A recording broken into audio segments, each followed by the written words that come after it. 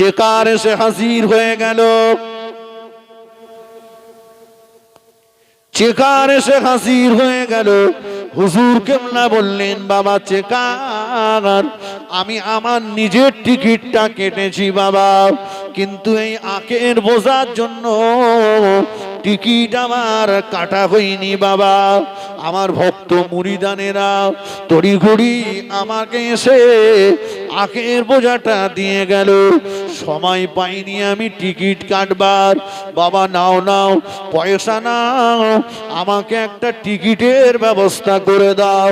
Checker বলল, হুজুর আমরা আপনাকে চিনি, আপনি প্রায় তো ট্রেনে যাতায়াত করেন, আপনি বড় ভালো মানুষ, আপনার ভক্ত মুরিদানেরা এই আখের বোঝা দিয়েছে, এর জন্য আপনাকে কোনো ভাড়া দিতে হবে না, এর জন্য কোনো ভাড়া লাগবে না।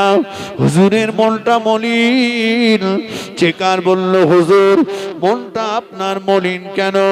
হুজুর বললেন, বাবা তোমরা নাই আমাকে ছেড়ে দিলে, কিন্তু সামনের কোনো চেকার যদি আমাকে ধরে ফেলে তাদের কাছে তো আমায় জবাব দিতে হবে।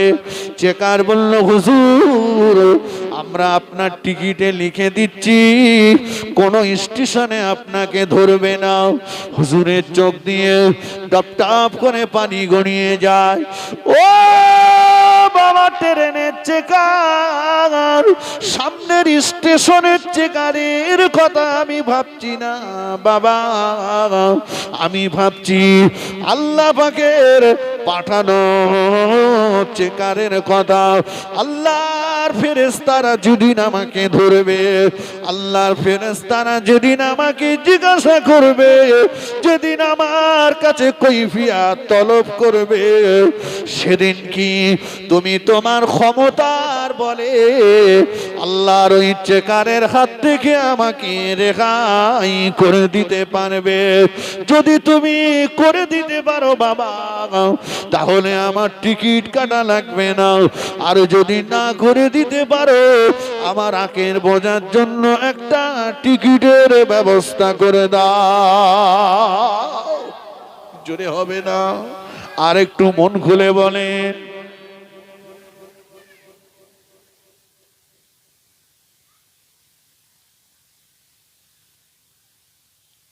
কিছু বুঝতে পারতেছেন নাকি? নাই ফাউ কলে বকে যাচ্ছে। তোমার সঙ্গে আমার খাতির আছে, তুমি আমাকে ছাড় করে দিলে, কিন্তু এটা যে সরকারি ফান্ড, এটা যে জনগণের মাল, আমি যে খাতিরে তোমার কাছ থেকে করে নিলাম, খোদার চেকার যেদিন ধরবে বাবা, তুমি ছাড় করে দিতে পারবে? যদি পারো তাহলে আর টিকিট কাটতে হবে না।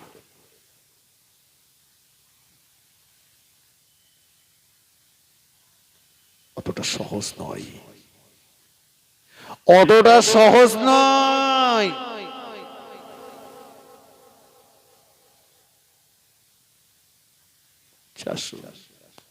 আমি ভুলে যাইনি, তাহলে দাদা হুজুর লিখতেন কি? আহকারুন নাস আহকারুল ইবাদ। আল্লাহর ওলি বাইজিদ বুস্তামি রহমাতুল্লাহ আলাইহি, মস্ত বড় আল্লাহর ওলি। রাস্তা দিয়ে হেঁটে যাচ্ছে, লোকে সব বলছে, দেখো না এই এই জামানার মস্ত বড় আল্লাহর ওলি বাইজিদ বুস্তামি যাচ্ছে, এই জামানার মস্ত বড় আলেম বাইজিদ বুস্তামি যাচ্ছে। বাইজিদ বুস্তামি হুজুর, হুজুরের সঙ্গী একজন আছে। হুজুর ওই রমজান শরীফ মাস, তখন দিনের বেলা হঠাৎ একটা হোটেলে ঢুকে গেলেন। হোটেলে ঢুকে দুটো রুটি কিনলেন। রুটি কিনে প্রকাশ্য রাস্তা দিয়ে ওই রুটিগুলো ছিঁড়ে খেতে খেতে খেতে খেতে যাচ্ছে। একটু আগেই যারা বলছিল, দেখো জামানার মস্ত বড় আল্লাহর ওলি যাচ্ছে, মস্ত বড় আলেম যাচ্ছে, ওরা বলছে আমরা ভুল বুঝেছিলাম, আসলে লোকটা ভণ্ড, আসলে লোকটা ভণ্ড, আল্লাহর ওলিও নয়, আলেমও নয়, ভণ্ড। তা না হলে রোজার মাসে রুটি খাই রাস্তায় প্রকাশ্যে। ওরা বলছে হুজুর মাথাটা নিচু করে রুটিটা খেতে খেতে খেতে খেতে নিজের গোপন কক্ষে চলে গেলেন, হুজরা শরীফে চলে গেলেন। হুজুরের খাদেমদার সঙ্গে সঙ্গে হুজুরের হুজরার ভিতরে প্রবেশ করলেন। প্রবেশ করে বললেন, হুজুর কি সর্বনাশ আজকে আপনি করলেন, কত বড় ক্ষতি আপনি আজকে করলেন। হুজুর আপনি কি জানেন কান মাথা রাখা যায় না, জগতের মানুষেরা আপনাকে ভণ্ড বলে, জগতের মানুষেরা আপনার নামে কত বাজে বাজে কথা বলে, আমার শুনতে বড় কষ্ট হয়। হুজুর কেন আপনি আজকে করলেন, হুজুর কেন আপনি আজকে দিনে এমন সর্বনাশটা করলেন।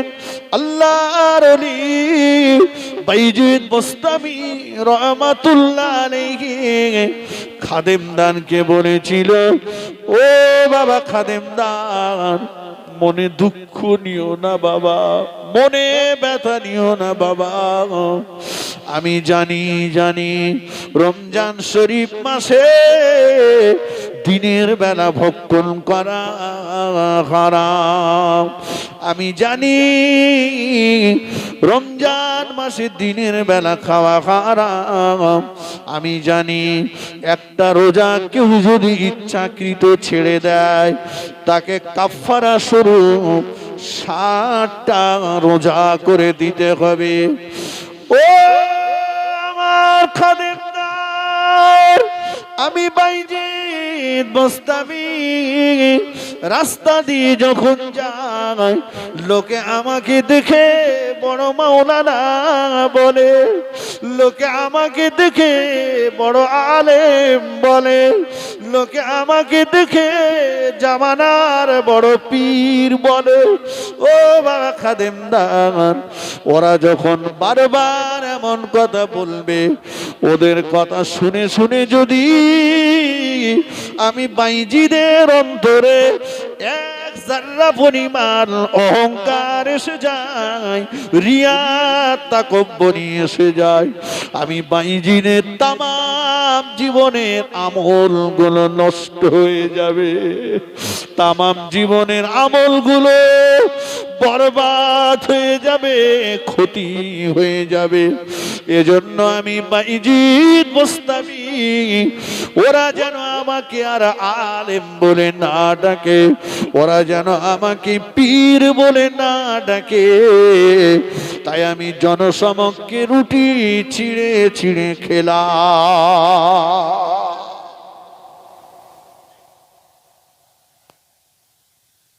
কিছু বোঝা যাচ্ছে ভাই? ওরা যেন আমার বড় হুজুর না বলে,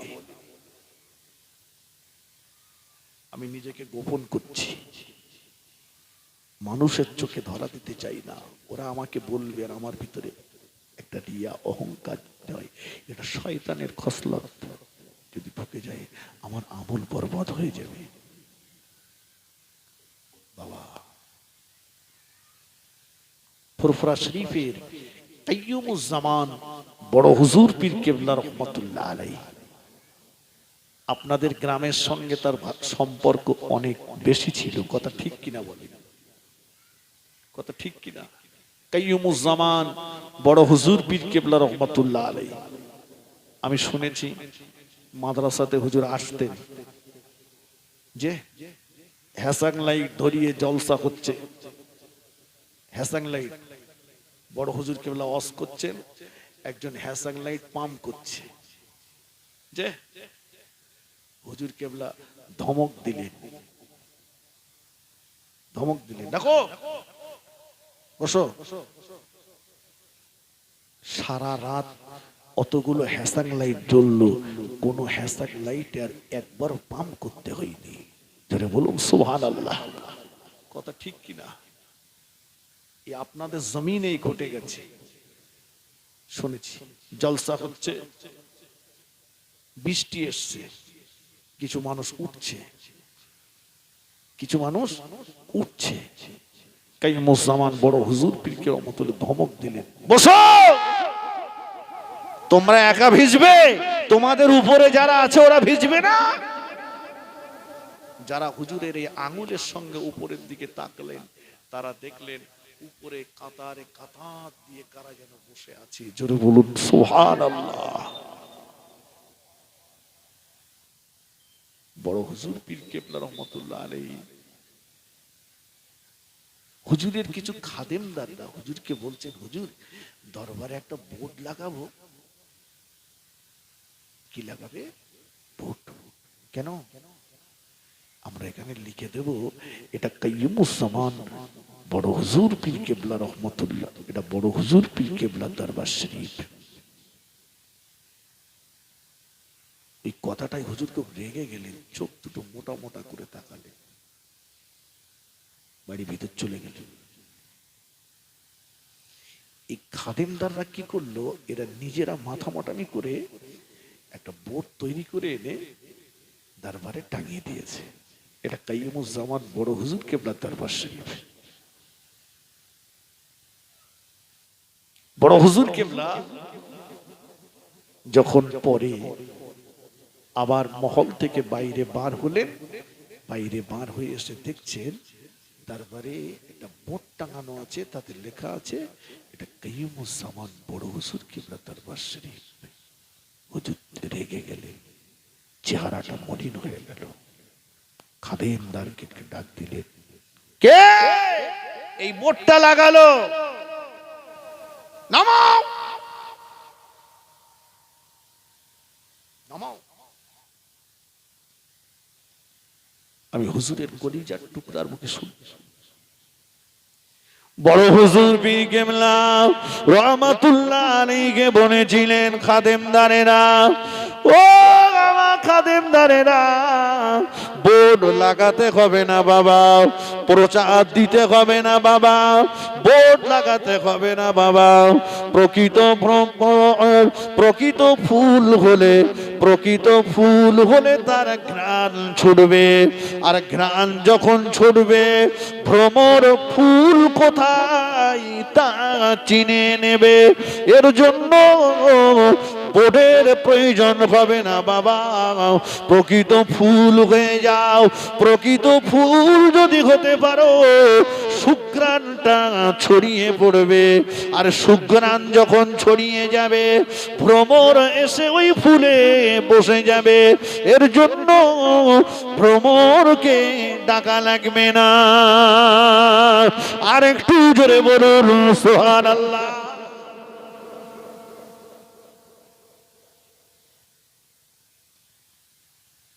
অত প্রচার দেওয়া লাগবে না। বড় হুজুর পীর কেবলা রহমাতুল্লাহ আলাইহি,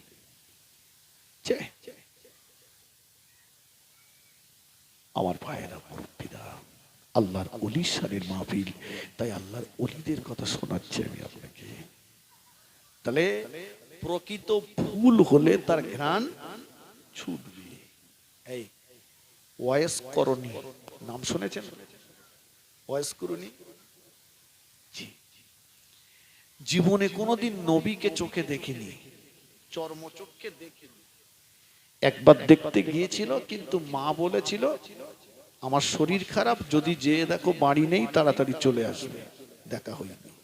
কিন্তু ওয়াইস করণী আমার রাসূলের জুব্বা মুবারক পেয়েছিলেন। সুবহানাল্লাহ বলেন। অনেক লম্বা কথা, আমার যতটুকু প্রয়োজন ততটুকুই বলছি। তো আল্লাহ রাসূল ইন্তেকালের পূর্বে বলে গিয়েছিলেন, ওমর তুমি আর আলী দুজনা আমার এই জুব্বাটা ওয়াইস করণীর কাছে পৌঁছে দেবে, আর ওয়াইসকে বলবে ওয়াইস যেন আমার উম্মতির জন্য একটু দোয়া করে।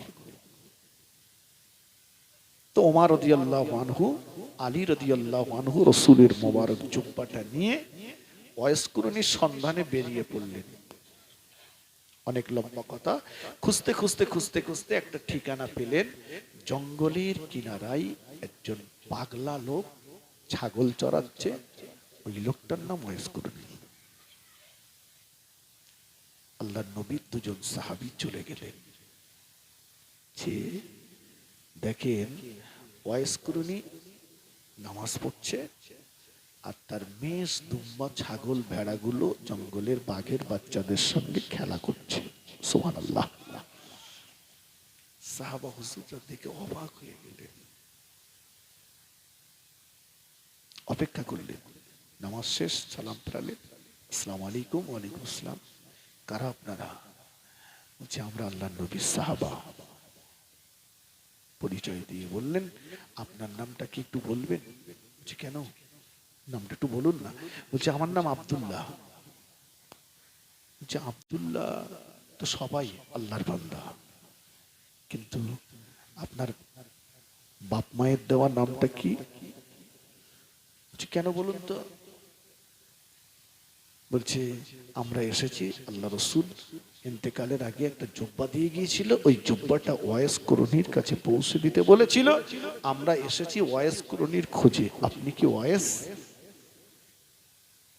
ওয়াইস করণী বললেন, দেখুন রসুল্লাহ যে ওয়াইসকে জুব্বা দিয়েছেন সে ওয়াইস আমি না, আমার ভিতরে সে গুণ নেই যে আমি নবীর জুব্বা পাবো, আমি না, অন্য কোথাও দেখেন। ওমর রাদিয়াল্লাহু আনহু বললেন আপনার হাতটা দেখি, কারণ রাসূলুল্লাহ বলেছিলেন যে ওয়াইস করণীর হাতে একটা যৌতুকের চিহ্ন থাকবে।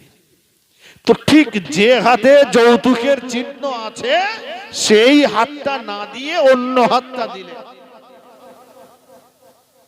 ওই হাতটাকে ওমর রাদিয়াল্লাহু আনহু ধরেই বললেন, ভাই এটা না ওটা দেখি। যেই বললেন ওটা দেখি, সেই কাঁদছেন, জোর করে কাঁদছেন। আমরা তো আপনার কিচ্ছু বলিনি, আপনি কাঁদছেন কেন, কি হয়েছে আপনার?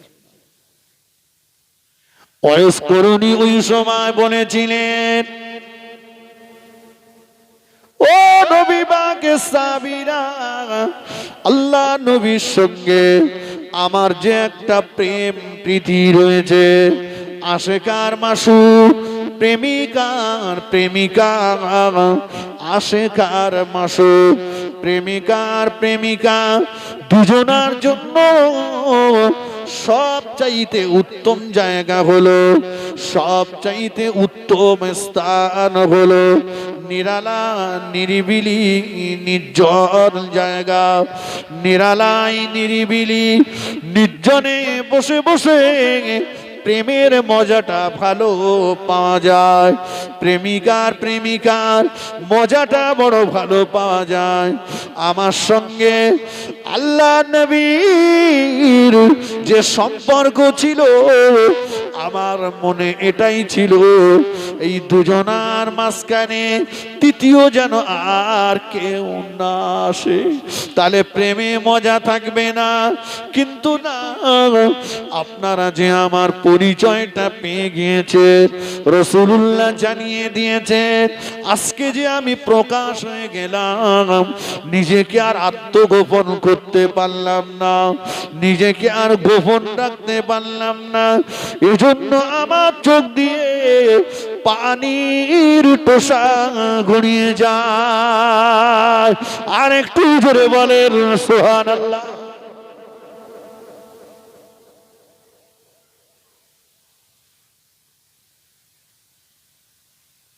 গোপন করতে চাইনি আমরা, আমরা শুধু জাহির। ওমর রাদিয়াল্লাহু আনহু বললেন, আপনার কথা শুনে না কলিজাটা ভেঙে গেছে, আপনি আমাদের কাছে একটু ওয়াজ করেন না, ওয়াজ করেন। ওয়াজ করনি বলছে, আপনারা নবীর কাছে ওয়াজ শোনা মানুষ, আমি আপনাদের কি ওয়াজ শোনাবো? আমি জঙ্গলে পড়ে থাকি, পাগল না, আপনি একটু ওয়াজ করেন না, একটু ওয়াজ শুনি। বারবার যখন বলছেন, ওয়াজ করনি বললেন, আপনি আল্লাহকে চেনেন? ওমর রাদিয়াল্লাহু আনহু বললেন, চেষ্টা করছি আল্লাহকে চেনার। ওয়াইস করুনি হুজুর বললেন, চলে যান ও নবী পাকের সাহাবীরা, চলে যান। এটাই হলো আমার আপনাদের কাছে ওয়াজ। চলে যান। দুনিয়ার কাউকে চিনতে হবে না, দুনিয়ার কাউকে জানতে হবে না। আল্লাহকে চিনুন, আল্লাহকে চিনুন। আল্লাহকে যদি আপনি চিনতে পারেন, 18,000 মখলুকাত আপনাকে চিনে ফেলবে। আর একটু জোরে বলুন সুবহান। ওমর রাদিয়াল্লাহু আনহু বললেন, ও বাস করুনি, আরেকটু আজ আমাদেরকে শোনান, আরেকটু আজ আমাদের কাছে করুন। কি আজ আপনাদের শোনাবো? না না, আর আমি আপনাদের কোনো আজ শোনাবো না। ওমর রাদিয়াল্লাহু আনহু বললেন, না, আরেকটু আজ আপনি শোনান। ওমর রাদিয়াল্লাহু আনহুকে ওয়াইস করুনি হুজুর বললেন, আল্লাহ পাক তিনি কি আপনাকে চেনেন? কি বললেন? আল্লাহ কি আপনাকে চেনেন? ওমর রাদিয়াল্লাহু আনহু চিন্তা করছে, যদি বলি আল্লাহ চেনে, আমার যদি ঘুরিয়ে জিজ্ঞেস করে জান্নাতি না জাহান্নামী, কোন হিসাবে চেনে, কি জবাব দেব? তো ওমর রাদিয়াল্লাহু আনহু বললেন, এমন কিছু কাজ করার চেষ্টা করছি যে কাজ করলে আল্লাহ আমাকে চিনতে পারেন। জোরে বলুন সুবহানাল্লাহ। ইনিও তো বুদ্ধিমান কম ছিলেন না। নবী বলেছেন, আমার পরে কেউ যদি নবী হতেন ওমর হতেন। ওমর রাদিয়াল্লাহু আনহু বলছেন, এমন কিছু কাজ করার চেষ্টা করছি যে কাজ করলে আল্লাহ আমাকে চিনতে পারেন। ওয়াইস করুনি হুজুর বললেন, ও নবী পাকের সাহাবী, চলে যান। এটাই হলো আপনার কাছে আমার দ্বিতীয় নাম্বারের ওয়াজ।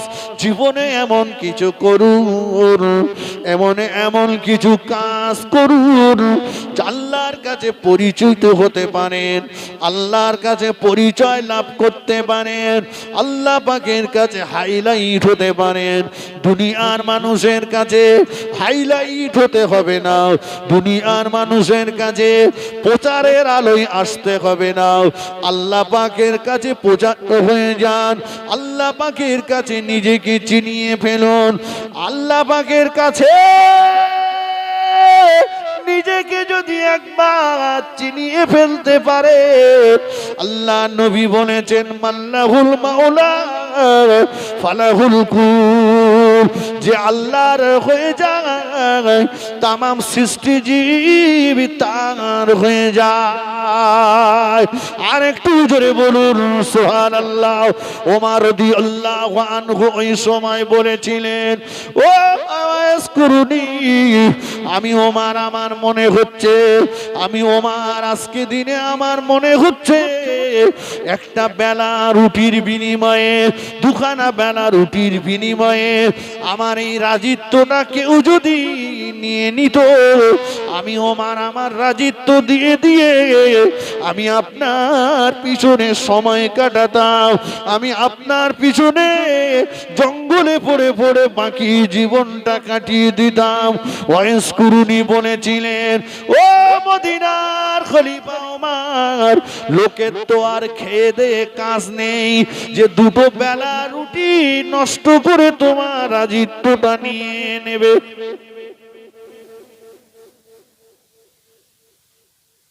কথাটা কত বড় কথা বোঝা গেছে?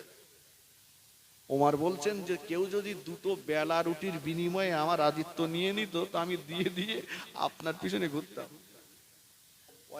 বলছে লোকের তো আর খেয়ে কাজ নেই যে দুটো বেলা রুটি নষ্ট করে তোমার রাজিত্ব নিতে যাবে। তার মানে দুটো বেলা রুটির যা দাম তোমার রাজিত্বের সে দাম নেই। ওমর রাদিয়াল্লাহু আনহু বললেন, যে রাজিত্বের দুটো বেলা রুটির সমান দাম নেই, ওই রাজিত্বে আমি আর ফিরে যাব না, আমি জঙ্গলেই কাটাবো। ওয়াইস কুরুনি ওই সময় বলেছিলেন, ও নবী পাকের সাহাবী ওমর না কেউ যদি মোড়লানার গদিতে বসে বসে, মাতব্বারির গদিতে বসে বসে, বিচারকের গদিতে বসে বসে কেউ যদি একটা ন্যায় সত্য বিচার করে, সঠিক বিচার যদি করে, সঠিক বিচার যদি মানুষকে পাইয়ে দেয়, বিচারে যদি কোলে টানাটানি না করে, বিচারে যদি দল আর বাইরের দল না দেখে, বিচারে যদি ধনী গরিব না দেখে, সঠিক বিচার, ন্যায় বিচার, সত্য বিচার যদি বিচারকের গদিতে বসে বসে করে, ৭০,০০০ বছর নফল ইবাদত করলে যে সওয়াব হবে, ওই সওয়াব আল্লাহ পাক ওই বিচারক ব্যক্তির আমলনামায় লিখে দেবেন। আর একটু জোরে বলুন সুবহানাল্লাহ। ওমর রাদিয়াল্লাহু আনহু বললেন, তাহলে আমি ওমর আমার রাজিত্বে আমি ফিরে চলে যাচ্ছি। আল্লাহুম্মা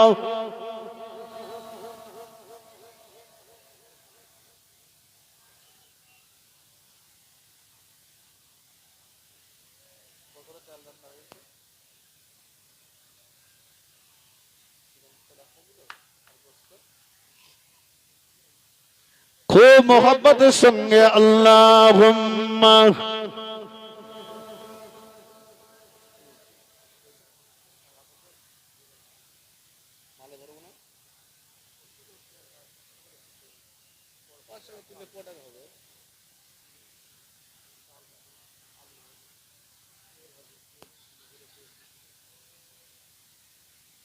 নবীর রওজা শরীফ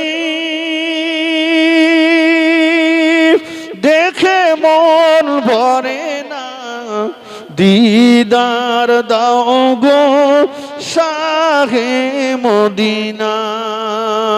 নবীর রওজা শরীফ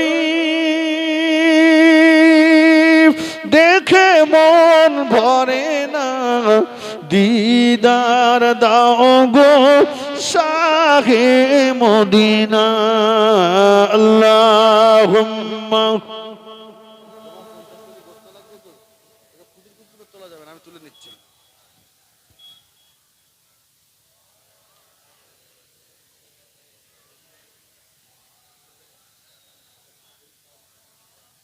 ও মায়েরা, আল্লাহ পাক কোরআন শরীফের ভিতরে জানিয়ে দিয়েছেন, ওয়ালা তাহসাবান্নাল্লাযীনা কুতিলু ফি সাবিলিল্লাহি আমওয়াতা বাল আহইয়াউন ইনদা রাব্বিহিম ইরযাকুন।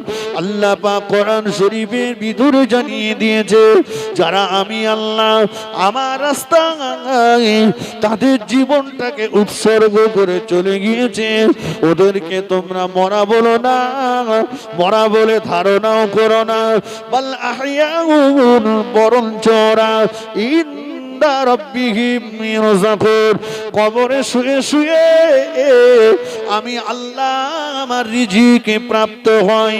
বলুন সুবহানাল্লাহ। ও ভাইজানেরা, এই মাহফিলটা হলো মুফতি আজম মেজলা হুজুর পীর কেবলা রাহমাতুল্লাহ আলাইহি, মুফতি আজম মেজলা হুজুর পীর কেবলা রাহমাতুল্লাহ আলাইহি, যিনি অসুস্থ হলেন খোদামা রাসূলুল্লাহ রুহানি খানতে সুদূর মদিনা শরীফ থেকে ফুরফুরা শরীফের জমিনে আমার মেজে হুজুরকে দেখতে আসতে। আর একটু জোরে বলেন সুবহানাল্লাহ।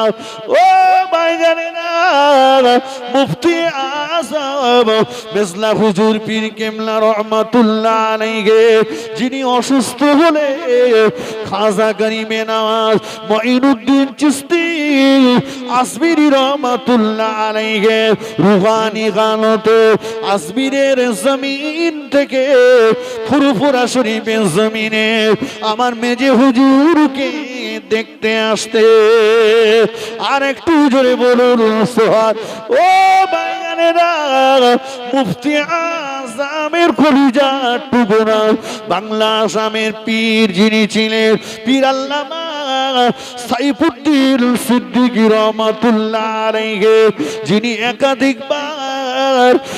একাধিকবার আমার নবী দয়া নবী নূর নবীর সঙ্গে জিয়ারত নসিব করেছেন। বলুন সুবহান, আর একটু জোরে বলুন সুবহানাল্লাহ।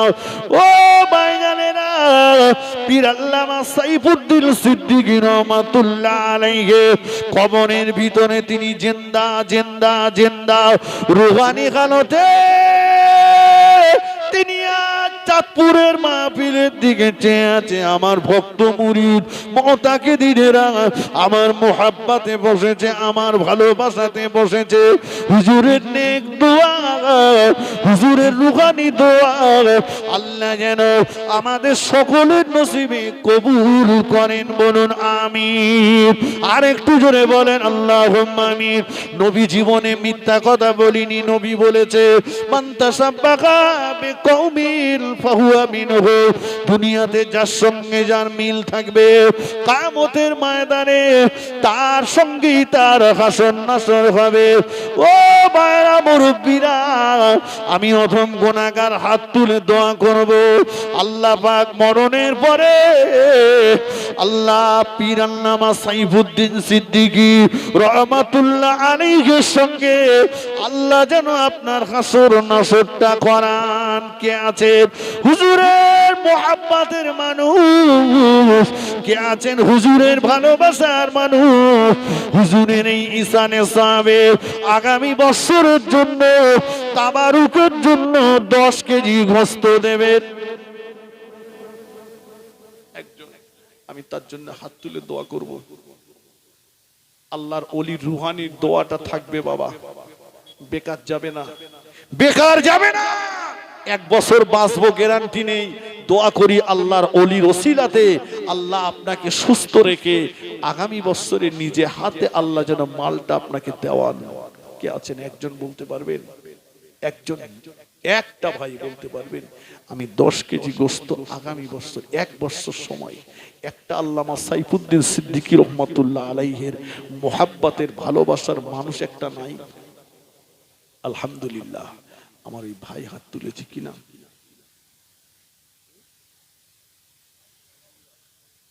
ফয়জুল মোল্লা, ফয়জুল মোল্লা, একটু তাকবীর দেন তো। নারায়ে তাকবীর, একটু জোরে হবে না? নারায়ে তাকবীর, নারায়ে তাকবীর। আমার ফয়জুল ভাই বলুন জিন্দাবাদ, ফয়জুল ভাই বলুন জিন্দাবাদ। 10 কেজি গোশত বলুন মারহাবা, 10 কেজি গোশত বলুন মারহাবা। নারায়ে তাকবীর। আল্লাহর ওলিরা মরেন না। সময় পেলে আমি আপনাদেরকে বুঝিয়ে দিতাম। আল্লাহর ওলি মুজাদ্দিদে জামানের আওলাদ যেখানে, রুহানি নজরটা তার সেখানে। জোরে বলেন মুজাদ্দিদে জামানের কটা আওলাদ বাবা? কথা বলেন। কাইয়ুমুজ জামান বড় হুজুর পীর কেবলা রহমাতুল্লাহ আলাইহি, মুফতি আজম।